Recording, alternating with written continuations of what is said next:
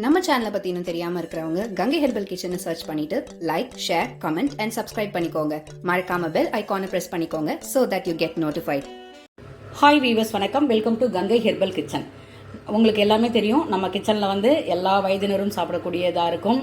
சிறு வயது முதல் பெரியவர்கள் வரை. அதை மாதிரி பிபி இருக்குது, சுகர் இருக்குது, வெயிட் லாஸ் பண்ண போகிறோம், எல்லாருமே சாப்பிட்ற மாதிரியான ஒரு ரெசிபி தான் நம்ம சேனலில் எப்பயுமே இருக்கும். நான் உங்களுக்காக சமைச்சு போடுறது கிடையாது. என் வீட்டில் நான் என்ன பண்ணுறேனோ அதை தான் உங்களுக்கு ஒரு ஐடியாவுக்காக கொடுக்குறேன். பழைய சப்ஸ்கிரைபருக்கெல்லாம் தெரியும், இப்போ நியூவாக வந்தவங்களுக்கு தெரியாது. ஏன்னா நம்ம சித்த மருத்துவ குடும்பத்திலேருந்து வர்றதுனால உணவு தான் மருந்து, மருந்து தான் உணவு, அப்படி தான் நம்ம சாப்பிட்டுக்கிட்டு வரோம். அதை தான் நம்ம ஃபாலோ பண்ணிக்கிட்டு வரோம். அதுக்காக நிறைய பேர் கேட்பாங்க, டாக்டர்னா நோய் வராதானே? டாக்டரும் மனுஷன் தாங்க, எல்லா டாக்டருக்கும் நோய் வரும்.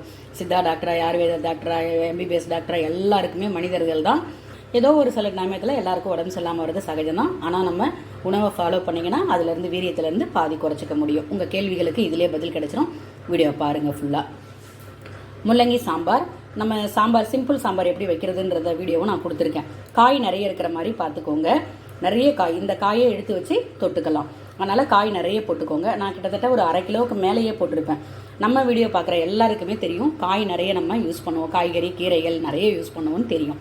முள்ளங்கி சாம்பார். சாம்பார் ரெசிபி நம்ம வீடியோவில் கொடுத்துருக்கேன். இப்போ தான் சமைக்க போகிறேன் அப்படின்ற குழந்தைகளுக்காக இதை சொல்கிறேன். ஓகேங்களா? சாம்பார் தானே, தெரியாதா அப்படின்னு ஒரு கொஷின் பண்ணாதீங்க. இப்போ சமைக்க தெரியாத குழந்தைகள் நிறைய பேர் இருக்காங்க. கற்றுக்கோங்க. முதல்ல எது தெரியுதோ, என்ன தான் நீங்கள் படிச்சிருந்தாலும் உங்கள் உணவு, உங்கள் சம்பாரித்தாலும் உங்கள் வயிற்றுக்கான உணவை நீங்கள் தான் சமைச்சு சாப்பிட்ணும். அதனால் ஓரளவுக்கு பேசிக் நீட்ஸு அதையாவது சமைக்க கற்றுக்கோங்க. முள்ளங்கி சாம்பார் சிறுதானியத்தில் பொங்கல் பண்ணியிருக்கேன். சாமை அரிசியில் பொங்கல் பண்ணியிருக்கேன். எல்லாத்துலேயுமே பண்ணலாம். நம்ம வீடியோவில் டீட்டெயிலாக உங்களுக்கு கொடுத்துருப்பேன். வேணுன்றவங்க செக் பண்ணி பாருங்கள். 1 டம்ளர் சாமை அரிசினா 1/2 டம்ளர் பாசிப்பருப்பு நல்லா வறுத்துட்டு தனித்தனியாக ஊற வச்சுருங்க. இதை பாத்திரத்தில் நல்லா அந்த சாமை அரிசியை கழுவிடுங்க. ஒரு 7-8 முறை நல்லா அலம்பிட்டு தண்ணி தளதலன்னு, அதாவது 1 டம்ளர்னா 4 டம்ளர் நான் தண்ணி வச்சு கொதிக்க வச்சு வேக வச்சேன். வெந்த பிறகு குக்கரில் வேக வச்ச பாசிப்பருப்பு எடுத்து சேர்த்துக்கோங்க. நான் வயதானவங்களாக இருந்தாங்கன்னா மிளகு, ஜீரகம் எல்லாமே அதிலே போட்டுடுங்க. வேகும்பொழுதே உப்பு சேர்த்துடுங்க. சேர்த்துட்டு இந்த பருப்பு வேக வச்சதை எடுத்து கொட்டி கிளறிட்டு வேணும்னா தாளிப்பு போட்டுக்கோங்க, வேணான்னா அவாய்ட் பண்ணுறேங்க. ஓகேங்களா? நான் என்னைக்காவது ஒரு நாள் தாளிப்பு போடுவேன். மோஸ்ட்லி எல்லா நாளும் தாளிப்பு போட மாட்டேன். இன்றைக்கி மட்டை அரிசி சாதம். இதுவும் நான் உங்களுக்கு சொல்லியிருக்கேன் எப்படி வடிக்கணுன்றதும். 1 ஹவர் ஊற வச்சுருங்க. ஊற வச்சுட்டு நல்லா அலம்பிடுங்க. 5-6 முறை நல்லா அலம்பிட்டு அதுக்கப்புறம் குக்கரில் வச்சுட்டு 5 விசில் வச்சுருக்கேன் நான். அதாவது ஓப்பன் பண்ணி பாருங்கள். குக்கரை ஓப்பன் பண்ணி திறந்து ஒரு கரண்டியால் எடுத்து தொட்டு பாருங்கள். வேகலைன்னா இன்னும் 1 விசிலோ 2 விசிலோ வச்சு எடுத்துக்கோங்க. அதனால் சாதம் நல்லா இருக்காமலாம் போகாது. ஓகேங்களா? ஆனால் நல்லா வெந்திருக்கணும். இங்கே பாருங்கள், உங்களுக்கு அதனால தான் திரும்ப திரும்ப சொல்கிறேன். ஓகேங்களா? நல்லா வெந்திருக்கணும். அதாவது நம்ம வீடியோ பார்த்து சமைக்கிறீங்க அப்படின்னா அது வாவ் அப்படின்ற மாதிரி தான் இருக்கணும். நல்லா இருக்குது அப்படின்னு முகம் மலர்ந்து சிரிப்பாக இருக்கணும். அதுக்காக தான் நான் உங்களுக்கு இத்தனை முறை சொல்கிறேன்.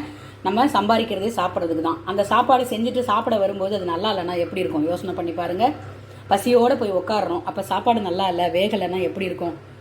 போங்க, எல்லாமே அந்த வயிற்றுக்காக தான் இவ்வளோ எல்லாம் ஓடுறோம். அதை கரெக்டாக கொஞ்சம் மெனக்கிட்டு பண்ணுங்கள். ஓகேங்களா? மட்டை அரிசி சாதம். இப்போ நெல்லிக்காய் ரசம். இந்த நெல்லிக்காய் ரசம் நம்ம வீடியோவில் கொடுத்துருக்கேன். வேணுன்றவங்க செக் பண்ணி பாருங்கள். கண்டிப்பாக நெல்லிக்காய் டெய்லி பயன்படுத்துங்க. ஒரு நெல்லிக்காய் எப்படி எந்த வகையிலாவது. ஆனால் ரசம் அப்படின்றது செகண்ட் ஆப்ஷன் தான் சொல்லுவேன். பச்சை நெல்லிக்காயை கூட கடிச்சு மென்று சாப்பிடுங்க. ரசம் வச்சுருங்க. வாரத்தில் 3 நாள் அப்படி வச்சுக்கோங்க. எலுமிச்சம்பழ ரசம், நிறைய ரசம் ரெசிபி நம்ம வீடியோவில் போட்டிருக்கேன்.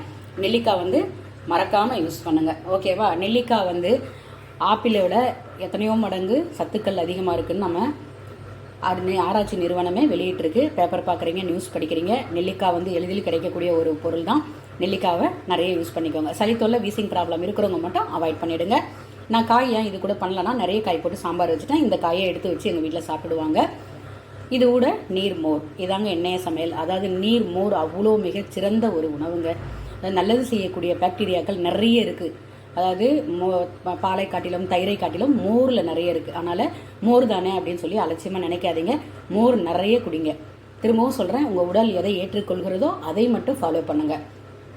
நான் சொல்கிறேன், அவங்க சொல்கிறாங்க, இவங்க சொல்கிறாங்கன்னு ஃபாலோ பண்ணாதீங்க. ஒரு தடவை யூஸ் பண்ணி பாருங்கள். உங்களுக்கு ஓகேவா, பெட்டராக இருக்குன்னா தாராளமாக யூஸ் பண்ணிக்கோங்க. வாதம், பித்தம், கபம் அந்த மாதிரி உடம்பு சொல்லுவாங்க. அது ஒவ்வொருத்தருக்கும் ஒன்று ஒத்துக்கும்.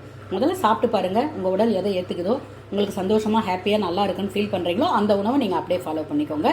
எனக்கு தெரிஞ்ச கருத்துக்களை நான் பதிவிடுறேன். உங்களுக்கு வேணும்னா எடுத்துக்கோங்க, வேணான்னா ஸ்கிப் பண்ணிட்டு சமையலை மட்டும் பாருங்கள். உங்களுக்கு பிடிச்சிருந்ததுன்னா மறக்காமல் உங்கள் சப்போர்ட்டை கொடுங்க, சப்ஸ்கிரைப் பண்ணிக்கோங்க.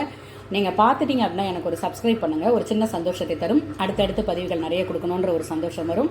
டக்கு டக்குன்னு நானும் கொடுக்க ஆரம்பிச்சிருவேன். நீங்கள் பார்த்தாலும் பார்க்கலனாலும் சப்ஸ்கிரைப் பண்ணலனாலும் எனக்கு பிடிச்சது சமையல், ஆரோக்கியம், அதனால் நான் அதை பண்ணிகிட்டு இருக்கிறேன். ஆனால் எனக்கு ஒரு சின்ன சந்தோஷம் கிடைக்கும். அதனால் மறக்காமல் உங்கள் சப்போர்ட்டை கொடுங்க. உங்கள் சப்போர்ட் மீன் சப்ஸ்கிரைப் பண்ணிக்கோங்க, லைக் பண்ணுங்கள், ஷேர் பண்ணுங்கள், கமெண்ட் பண்ணுங்கள். மறக்காமல் உங்கள் பதிவை பதிவிடுங்க. நன்றி.